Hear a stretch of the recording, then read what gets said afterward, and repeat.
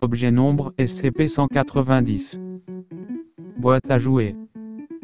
Classe sûre. Procédure de confinement spécial SCP-190 doit être conservé dans le casier de sécurité 23 du site 41. Aucun enfant de moins de 10 ans ne doit pas pénétrer dans un rayon de 50 mètres autour de SCP-190 excepté en phase de test. Tout membre du personnel travaillant dans le site 41 doit être au courant des effets secondaires de SCP-190 et de leur nature inoffensive. Les demandes de transfert des membres du personnel dues aux effets secondaires de SCP-190 doivent être traitées rapidement, sauf si cela contreviendrait aux procédures de confinement spécial d'un autre objet. Toute personne qui aurait été directement en contact avec SCP-190 doit être surveillée jusqu'à nouvel ordre pour traiter les effets secondaires à long terme. Description: SCP-190 est une boîte en bois jointée par des bandes de fer mesurant 50 cm x 70 cm x 35 cm. Une gravure se situe sur le couvercle, représentant un grand chapiteau de cirque dont les panneaux sont ouverts et donnent sur un personnage habillé comme un monsieur loyal classique. Les gravures sur les côtés représentent les animaux caractéristiques du cirque. On peut ainsi distinguer des lions, des tigres, des ours, des éléphants et des chevaux. Ces gravures se déplacent dès environ 5 mm par jour et une étude en continu a observé que les animaux représentés agissaient les uns envers les autres suivant des comportements non violents. Quand un individu de 10 ans ou plus ouvre le coffre, SCP-190 contient 17 billes de différentes tailles et couleurs, 2 morceaux un peu usés de craie verte et un jeu de cartes de marque bicycle. Ces objets peuvent être manipulés à l'intérieur du coffre mais ne peuvent pas en être sortis. Chaque tentative de sortir un des objets du coffre rencontre une barrière indétectable et infranchissable et s'étendant sur toute l'ouverture du dit coffre. Les personnes âgées de 10 ans ou plus qui ont interagi avec SCP-190 ou avec son contenu témoignent tous d'une sensation d'inconfort et de malaise jusqu'à qu'ils cessent d'interagir avec. Quand un individu de moins de 10 ans ouvre SCP-190, il contiendra 1 à 5 jouets ou jeux pour enfants. Des animaux en peluche, des balles en caoutchouc, des yo-yo, des poupées, des cubes et des jeux de plateau ont pu être trouvés.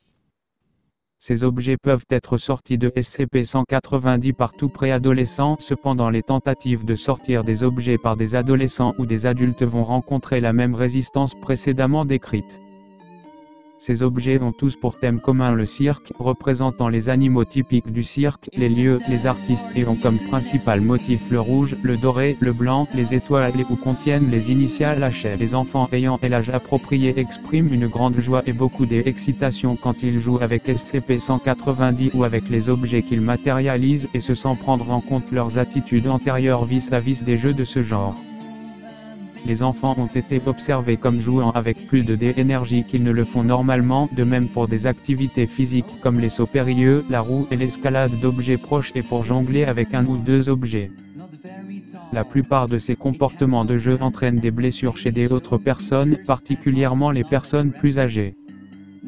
Tous les objets matérialisés par SCP-190 peuvent causer de graves blessures indépendamment de leur composition. Une liste d'exemples pertinents se trouve ci-dessous. Les objets matérialisés par SCP-190 disparaissent sitôt replacés dedans et une fois que le coffre est fermé.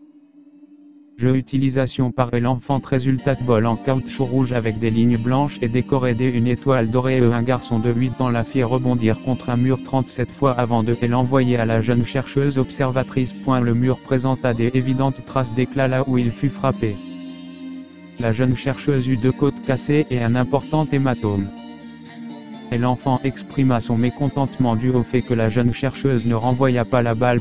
Peluche des éléphants faite en feutre, mesurant 35 cm de haut, portant une selle rouge et or et brodée sur les côtés des initiales HF. Une fillette de 4 ans déplaça le jouet de façon à mimer la marche et l'enfant émit des sons de barrissement avant de faire marcher l'éléphant.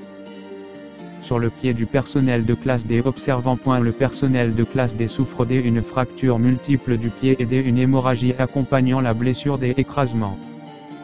Et l'enfant gronda. Le personnel de classe D pourrait s'être mis sur le chemin du jouet va au chapiteau. Un jeu de plateau semblable à l'édition 2004 de Candyland. Un garçon de 6 ans demanda au personnel de classe D observateurs de jouer avec lui, puis il fut donné l'ordre par les chercheurs au personnel de classe D de jouer. Et l'enfant perdit la partie et jeta de colère les cartes au personnel de classe D. Le personnel de classe D a souffert de profondes coupures de papier au visage, aux mains et aux avant-bras et il fallut lourdement le panser. Et l'enfant fit un câlin au personnel de classe D après la fin du jeu et demanda s'il pouvait avoir des pansements Batman afin que les bobos aillent mieux. Boîte en fer blanc étiqueté kit du petit clown. Contenant 30 G, un os de fond de teint blanc pour clown, 2 crayons pour maquillage rouge large, 2 crayons pour maquillage jaune or, un petit miroir. Une fillette de 7 ans maquilla sa figure et celle du personnel de classe D observateur. Le personnel de classe D a souffert de légères brûlures chimiques là où le maquillage fut appliqué sur la peau et a développé une allergie persistante à la lanoline. Et l'enfant n'eut rien. Après que les premiers tests permettant la détermination des caractéristiques primaires prirent fin, des propriétés secondaires se manifestèrent. Si SCP-190 et son contenu n'a pas été utilisé par un enfant de moins de 10 ans durant 9,5 jours consécutifs, la musique d'un petit orgue sera audible à tout individu se trouvant à moins de 50 m de SCP-190. Cette musique s'avère être un danger sensitif limité, poussant les enfants de moins de 10 ans à chercher SCP-190 s'ils connaissent son existence. À long terme, le suivi des personnes mises en contact avec SCP-190 en tant qu'enfants montre qu'ils ont environ 4 fois plus de chances que leurs semblables de devenir des artistes une fois adultes, soit de manière professionnelle, soit comme loisir principal. Les exemples récurrents sont des acrobates, des magiciens, des artistes de close-up, des dresseurs des animaux, des humoristes des improvisations et des comédiens. En dehors de cela, les cobayes ne présentent pas d'autres anomalies comportementales, statistiquement.